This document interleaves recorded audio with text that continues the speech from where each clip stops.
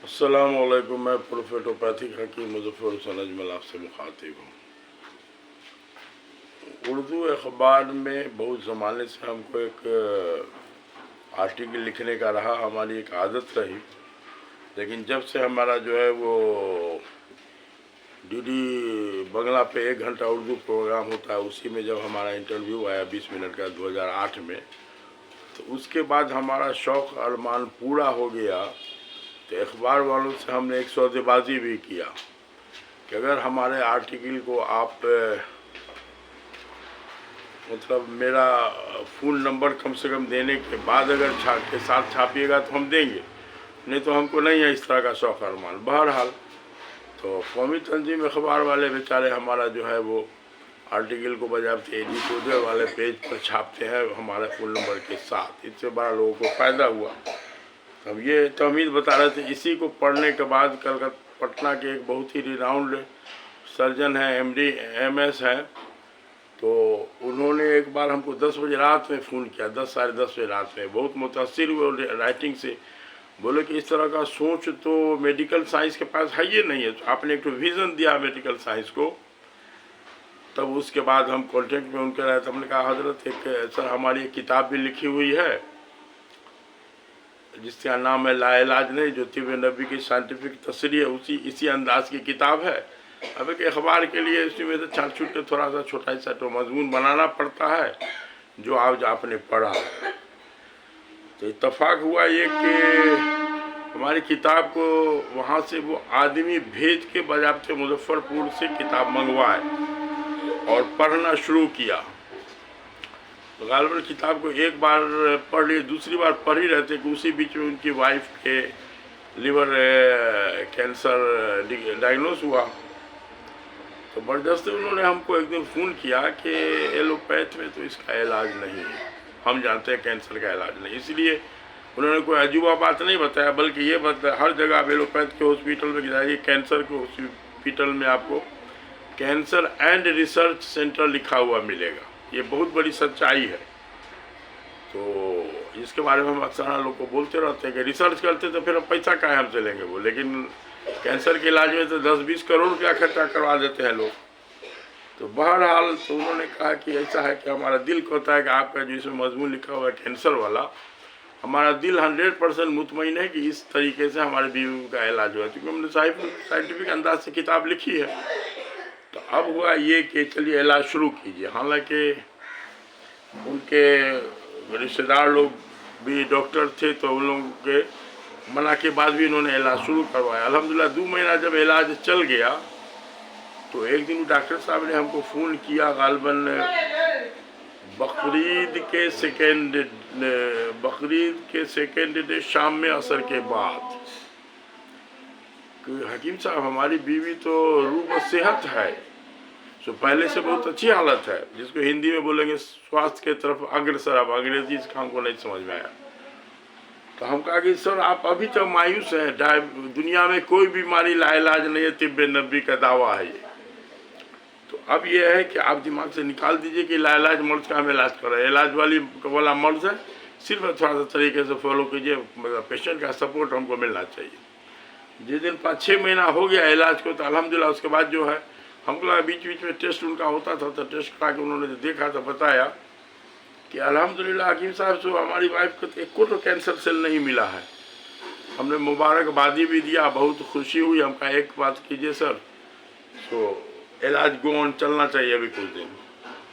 तो उन्होंने कहा कि हमको यही डर लगा हुआ है कहीं फिर हो न जाए। जाहिर सी बात है मेडिकल वाले हैं, एक्सपर्ट हैं। तो हम कहा सर एक बात सुनिएगा, होगा कैसे जब बदपरहेजी के जिस बदपरहेजी के कारण ये मर्ज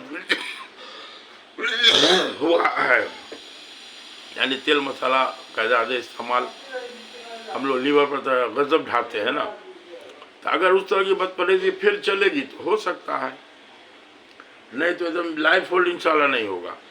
तेल खाना ही है तो जैतून का तेल खाए। कितने मरीज को अपने जो है वो लीवर वाले को जैतून का तेल खिलवा दे रहे हैं। जैतून का तेल एक कुकिंग ऑयल मिलता है, तो लगभग 600 रुपये लीटर के हिसाब से। तो जब आप 200 रुपये में कड़वा तेल खाइएगा तो 600 रुपया जैतून का तेल खाना इसको अफोर्ड कर सकता है कोई भी। 3 गुना खर्चा होगा। आप 3 चमचा ना खा के 1 चमचा खाइएगा। तो बहरहाल इस तरह की बात से चलती रही। इसी बीच में हुआ एक उनके दिल में बात आई, उन्होंने कहा कि आप तो मुजफ्फरपुर में कोड़दा में पड़े हुए हैं, तो आप ऐसा कीजिए, आप हमारे क्लिनिक में हम जगह बनाते हैं, महीना में कम से कम 10 दिन के लिए आप हमारे यहाँ चलिए। हम इंशाल्लाह माशाल्लाह पर बात होती रही, इसलिए कि हमारा यहाँ जो क्लिनिक है, तो अब एक बैग यहाँ से उजाड़ के तो जाना हमारे लिए पॉसिबल नहीं है। बहरहाल एक दिन हुआ कि रमज़ान का दिन था, एतवार का दिन, वो फुर्सत में रहते, एतवार के दिन वो अपने ड्राइवर के साथ गाड़ी लेके चले आए स्कॉर्पियो से। रास्ते से हमको फ़ोन किया कि आप हैं घर पर, तो हम आ रहे हैं। हम कहा ना सर आइए हम हैं। भाई साहब इत्तफाक था, रोज़ा की हालत में आए, कोई चाय पान शरबत तो कुछ नहीं हो पाया। बहरहाल आए तो ज़बरदस्ती इत्तफाक से उस वक्त हमारे एक कैंसर का मरीज़ थी जो लहरे असराय का आया हुआ था, तो उस मरीज़ को इससे काफ़ी तकलीफ मिली। इन्होंने ज़बरदस्ती कहा कि हमारे भाई भी कैंसर का इलाज इन्होंने हकीम साहब ने किया है। तो देखा मरीज़ टू मरीज़ बड़ा जल्दी कन्विंस होता है।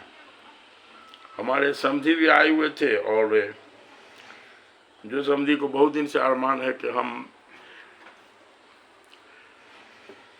उनके कोई मन पसंद जगह पर हॉस्पिटल खोले, तो बहरहाल हम लोग का ट्रस्ट बना हुआ, जिसमें वो ट्रस्ट के मतलब ये है खजांची भी है। बहरहाल हमारे दामाद ही बैठे हो, तो ज़बरदस्ती उन्होंने कहा कि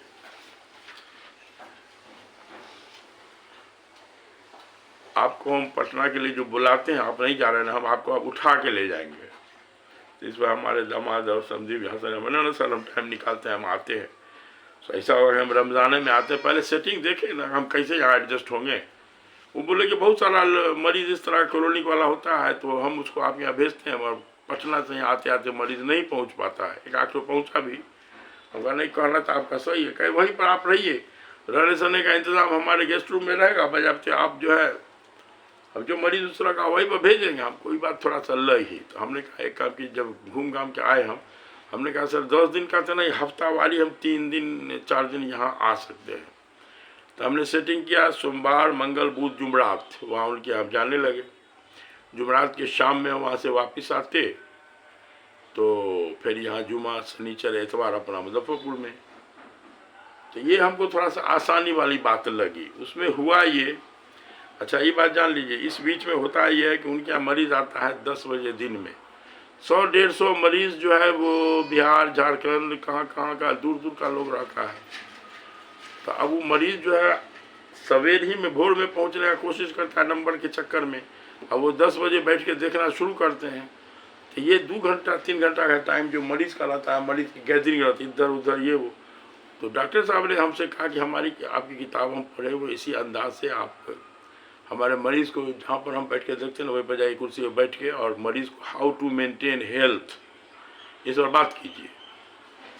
तो हमको लगा कि ये बहुत सही बात है। बोले कि इससे आपका करवाइसिंग भी ना होगा, मरीज़ भी ना आपको जानेगा फेस टू फेस, और उसके बाद तो हम आइए हैं। देखिए वीडियो थोड़ा लंबा होगा, इसमें हड़बड़ाइएगा नहीं, थोड़ा सा देखते चलिए, सुनते चलिए। तो अब हुआ ये कि हम जो बयान करना शुरू किया हाउ टू मेंटेन हेल्थ, सब घरेलू तरीका से लेके हुजूर सल्लल्लाहु अलैहि वसल्लम की हदीस वगैरह ये वो जिस तरह का जो हमने किताब में जो लिखा है उसके साइंटिफिक एविडेंस दिया किताब में। और वहाँ पर हमको उतना ज़्यादा साइंटिफिक एविडेंस की ज़रूरत नहीं थी, लेकिन हमने बयान जो किया, तो जस्ट उस जगह से पीछे में एक रूम में जिसमें मरीज़ को रखते हैं, उस रूम में वो खड़े होके बंद होके 2 दिन तक हमारा बयान को सुना।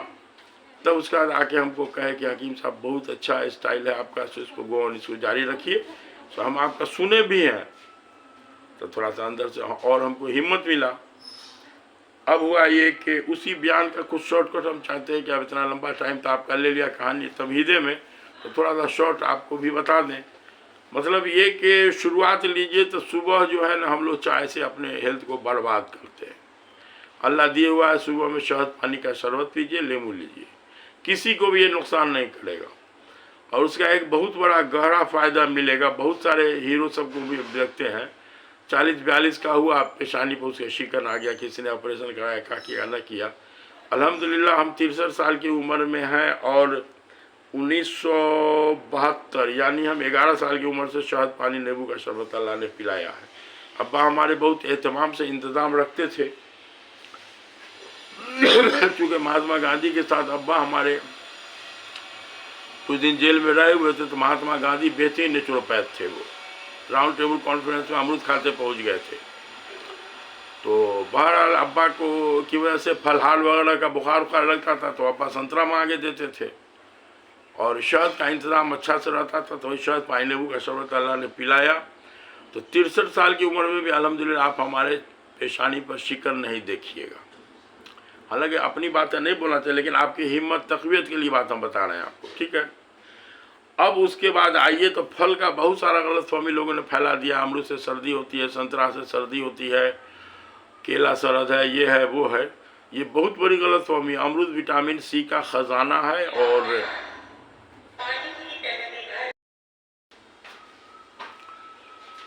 तो अब यह है कि अमरूद में सर्दी, ये वो अमरूद विटामिन सी का बेहतरीन ज़रिया है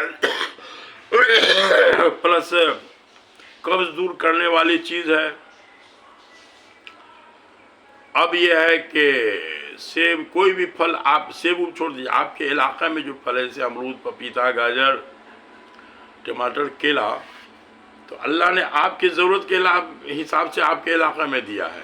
कश्मीर वगैरह में ठंडक पड़ती है तो वहाँ के लिए अल्लाह ने संतरा और सेब दिया है। अभी जो हमको खांसी वाली हालत है, इसमें अगर हम 2 किलो संतरा खा लें इत्मीनान से तो इंशाल्लाह 1 से दूसरा दिन ये कैफियत ख़त्म हो जाएगी। तो बहरहाल आज मंगवावेंगे इंशाल्लाह। तो हुआ ये कि अब बहुत सारा फल अल्लाह ने आपको पैसा दिया, आप डर से नहीं खा रहे हैं, अमरूद नहीं खा रहे हैं। ऐसे ऐसे डॉक्टर मिले हमको,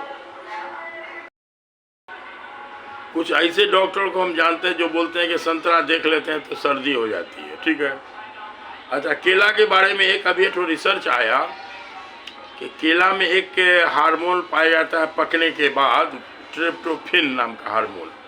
जब केला पक के उसके छिलका पर चिता चिता दाग हो जाएगा, लेकिन घुल गया अच्छा से, अब वो खाने लायक है, तो उस हार्मोन में अल्लाह ने ये गुण रखा है कि आपके अंदर खुशी लाता है वो। तो खुशी की सबको ज़रूरत है, इसलिए कि सारी दुनिया बेचैन है, गमगीन है, बहुत सारी बात। खुशी के लिए कितना टैबलेट, सेरोटोनिन, क्या क्या सब बनता रहता है बाहर। और केला आपकी आसानी से होने वाली चीज़ है, केला आप खाया जाए। केला में पोटाशियम है जो आपको फालिज से भी बचा सकता है, आप सुन लीजिए। तो अब इतने शर्त है कि केला घुला हुआ खाए। हम लोग चौक पर से केला लाते हैं ना, देख लिया कचरस है तो उसको पॉलीथीन में बंद किया हुआ बच्चा सबसे हटा के रख दिया 1 दिन के लिए। अच्छा, केला पका है कि नहीं पका है उसके लिए एक बहुत अच्छा टेस्ट है कि केला खाते हैं, अगर दांत में आपको कसकसावट लगता है तो वो कसकसावट जो है समझिए केला अभी पूरा मन से पका हुआ नहीं था। और जब केला खूब मन से पक जाता है तो उसमें कसकसावट नहीं लगेगा। तो वो केला हम तो अपने नथनी को 3 महीना की उम्र से खिला रहे लगातार। अब एक हमारे दामाद बकरी का बच्चा खस्सी ले आए तो उसको हम केला का पत्ता खिला रहे थे। कई आदमी आए मना कर, वो सर्दी है हकीम साहब का दूर यार, अपने गांव में कितना बकरी जो है केला का पत्ता खिला के जाड़ा के दिन में पाले हुए हैं, क्या गलत फहमी रखे हो यार। खाने तो जानवर को फ़ायदा करे, नुकसान नहीं करेगा। बहरहाल अब रहा कि पपीता, पपीता बेहतरीन समझिए लिवर टॉनिक है, बेहतरीन। और पपीता आसानी से आपके अगल बगल में आपके बाड़ी झाड़ी में हो जाएगा। विनोबा भावे के बारे में एक बात है ना कि वो गांव गांव में जाते थे भूदान मांगने के लिए, ज़मीन लोगों से मांगते थे, गरीब लोगों को के दरमियान बांटते थे। इस बीच में उनका एक तो बड़ा अच्छा बात है, सुनते थे, लोगों को मशवरा देते थे, किसी का टाटी का घेरा हुआ कर, अरे इसमें 500 पपीता का पेड़ लगाओ लो।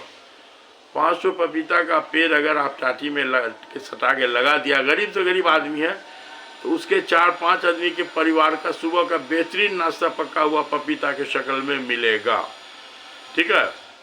और अगर और बहुत सारा चीज़ है, कैंसर से बचाता है। अभी तो जो क्या बोलते हैं डेंगू के चक्कर में पपीता का पत्ता, पपीता का दूध बहुत ज़्यादा फेम हुआ।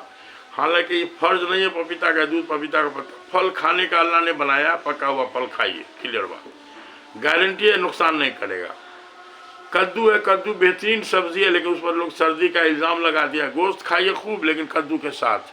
हाँ, गोश्त के बारे में एक बात है कि जो आजकल जो पोल्ट्री वाला चिकन चला हुआ है, ये भूल से न खाइए, इसमें ऐसा बनावटी हार्मोन दे दे कि इसको, एक तो ये जो है वो जेंडरलेस है, न वो नर है न मादा है, ठीक है। उससे आप अंडा देगा तो बच्चा नहीं ले सकते, वो अंडा सिर्फ खाने के लिए, पता नहीं क्या है। अब उसके बाद चले आए तो पोल्ट्री चिकन में जितना ये मतलब क्या बोलते हैं ग्रोथ हार्मोन आनर्सन खिलाया जाता है उस बच्चा को बढ़ाने के लिए, जो 40 दिन में बच्चा 1.5 किलो का हो जाता है। इतना बोधा मंद बुद्धि का बच्चा होगा कि अगर पोल्ट्री का चिकन आप समूचा मंगवाइए कहीं से जिंदा और 2 को बगल में छोड़ दीजिए, आपको लगता है कि अच्छा ऐसा हो रही है। तो ये जो पोल्ट्री चिकन है इतना बोधा होता है कि इसको खुला छोड़ दीजिए बगल में, बहुत दिन कहीं घस के भागेगा नहीं। और वही देसी मुर्गी का बच्चा अगर 1 पौवा का, 1 महीना में जाके 1 पौवा का होगा मुश्किल से, अगर 2 को खुला छोड़ दीजिए तो मजाल नहीं कि आप उसको अकेले पकड़ सकते हैं। तो बहरहाल एक लफड़ा तो ये है कि मंद बुद्धि का बच्चा हो जाएगा इसका खाने से। आप प्लस ये इसमें जो ग्रोथ हार्मोन बनाया है वो बेटी, लड़का और बेटा, छोटा बच्चा के लिए बहुत जहर है। मतलब उसके वजह से आप लड़का में देखिएगा 10 वर्ष का लड़का आपको 15-16 साल के लड़का के बराबर होता है, मूंछदारी निकल रहा है उसको। बेटी लड़का को आप देखिएगा 10 साल की लड़की है लेकिन वो लगेगी देखने में 15 साल की लड़की बाय जिस्म। तो मसला ये है कि वक्त से पहले जो कली खिलती है वो वक्त से पहले मुरझा के बर्बाद भी हो जाती है। उम्र पर हर चीज़ अच्छा लगता है, तो इसीलिए ये जो है ना पोल्ट्री चिकन को तो एकदम नहीं खाइए। इंशाल्लाह हमने भी इरादा कर लिया, कुछ दिन से हम भी छोड़े हुए हैं। एक और ख़तरनाक मामला कि उसके कलेजी में जितना भी उसके बॉडी में हार्मोन जाएगा तो जहर का काट तो कलेजी ना करता है, तो कलेजी के शक्ल में कलेजी में जाके वो जमा होना शुरू हो जाता है। इसलिए कभी धोखाधड़ी खाने का मौका भी मिले तो कलेजी उसका भूल से न खाइएगा, ठीक है। और बेटी बेटा को तो बचा लीजिए। आप गाँव देहात में मुर्गा मुर्गी पालिए ना भाई। शहर में भी छोटा छोटा डरवा बना के बहुत सारे लोग जिनको हम जानते हैं जो देसी मुर्गी पाले हुए हैं। तो अब है कि खाइए हफ्ता में 1 के बूटी, लेकिन देसी मुर्गी और देसी अंडा भी। इस अंडा में और देसी अंडा में ज़मीन आसमान का फर्क है। बहरहाल अगर किसी के अगल बगल में गड्ढा गुड्ढी है तो आप बत्तख पाल सकते हैं। बत्तख का अंडा बहुत अच्छा होता है, बत्तख का गोश्त बहुत अच्छा होता है। बहरहाल अब चले आइए तो किचन में घुसिए, तो किचन ही में बहुत सारे मसला का हल हो सकता है। सबसे पहले तो आप तेल जहरीले अंदाज से नुकसान करने वाले मामला में खाते हैं, यानी कि अक्सर हमने एवरेज घर में देखा है 3 गुना तेल का इस्तेमाल होता है। एक तो कड़वा तेल के नाम पर पता नहीं क्या क्या सब है, एक तो जो है वो फॉर्चून के नाम पर कौन कौन तेल क्या क्या चीज़ का बीच मिला हुआ है। बहरहाल तो आप जैतून का तेल खाइए, तेल कम से कम खाइए। लाल मिर्ची किसी भी हालत में ना खाइए। हरी मिर्च लीजिए ना थोड़ा सा, लाल मिर्च जो है ना पीस के खाने लगा दीजिएगा चमड़ा पर, तो चमड़ा पर ब्लिस्टर फोका निकल जाएगा। आप समझिए लाल मिर्च जो पेट के अंदर जाता होगा तो क्या करता होगा, ये आप भी समझ सकते हैं। अच्छा, वीडियो कुछ लंबा हो रहा है इसलिए हो सकता है फिर कुछ बात और दूसरे वीडियो में बतावेंगे। एक बात और याद आ गया, एक बहुत ही मशहूर जड़ी बूटी है बौच, जिसको हम लोग यहाँ बोलते हैं, अरबी में उसको जरीरा बोलते हैं, उसको बॉटनिकल नेम उसका एकोरस कलेमस है। वो बच इतनी फ़ायदेमंद चीज़ है। हम लोग बचपन में देखते थे कि बच्चा लोग के पैदाइशी बच्चा को हफ्ता में 2 बार पत्थर पर जो है वो शहद या माँ का दूध के साथ उसको घस के लोग चटा दिया करते थे। हदीस में हमको मिला कि जरीरा जो है दिमाग को तेज करता है। अब सुन लीजिए, तो ये तो बच की बात हुई। हदीस में जरीरा दिमाग को तेज करता है। इसमें हम अंदर जो घुस से, तो अल्हम्दुलिल्लाह अल्लाह ने हमको इस बच के ज़रिए मिर्गी का और पैदाइशी मिर्गी तक का बच्चा के इलाज अल्लाह ने बताया, हम कर रहे हैं अल्हम्दुलिल्लाह। अब है कि बच इतना आम चीज़ है कि अब तक हमको मिला जुला के 6 महीना में, वो जो डॉक्टर साहब के यहाँ जो तकरीर चलती थी तो उसमें कम से कम 6000 औरतों के पास बात करने का मौका मिला। उसमें सिर्फ 5 औरत मिली थी, जिसमें 2 हिंदू थी, 3 मुसलमान की औरत। वो बच जानती है तो जाने चाहिए, नहीं तो बच को लोग जानती ही नहीं है। अब सुनिए, बच इतनी फायदेमंद चीज़ है, बच्चा को घस के चटा दीजिए तो बच्चा का दिमाग तेज होगा, जल्दी बोलने लगेगा बच्चा आपको।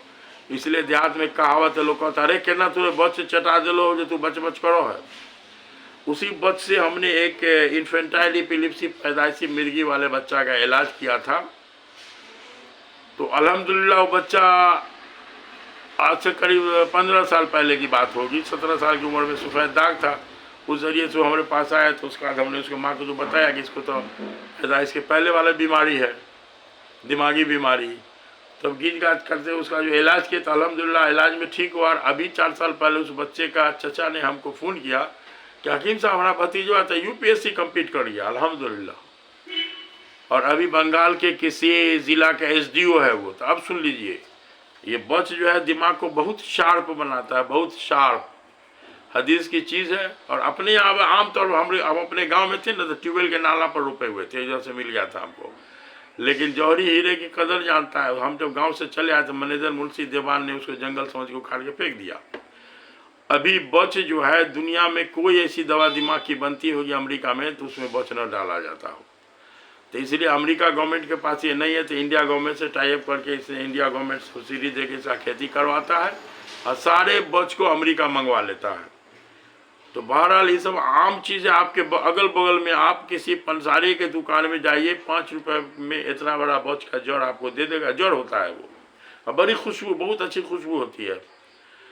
और उसको बच्चा को घसा के अगर 5 रुपए का जड़ लाएगा तो हमको लगता है कि आपको कम से कम चल जाएगा तो 4 महीना चल जाएगा। बहुत कीमती चीज़ नहीं है। और एक चीज़ हमेशा रखिए दिमाग में कि अल्लाह ने जो चीज़ जितना ज़रूरी बनाया उसको उतने आसानी से उपलब्ध भी करवा दिया है। हवा सा खरीद के अगर हवा का सांस लेना होता क्या आदमी जिंदा रहता। तो इसलिए बच का रिवाज पकड़िए, अपने औरतों को समझाइए, औरत नहीं समझे उनको पंसारी की दुकान से ला के दीजिए। पंसारी जिसके दुकान में जायफल, जतरी, हर्रे, मगरैला ये सब मिलता नहीं है, सना सना डिब्बा समय रखे लगा, उसके यहाँ मिल जाएगा हर हाल में आपको। ठीक है, तो थोड़ा सा वीडियो लंबा हो गया। अब आपका हमको सपोर्ट देखना है। इस वीडियो में आपको ज़्यादा से ज़्यादा कमेंट होना चाहिए। तो फिर हम वही डॉक्टर साहब के यहाँ जो बयान करते थे उसका अभी समझिए 60% बचा हुआ है। तो हम चाहते हैं वो बयान आपको भी बता दें वीडियो के ज़रिए से।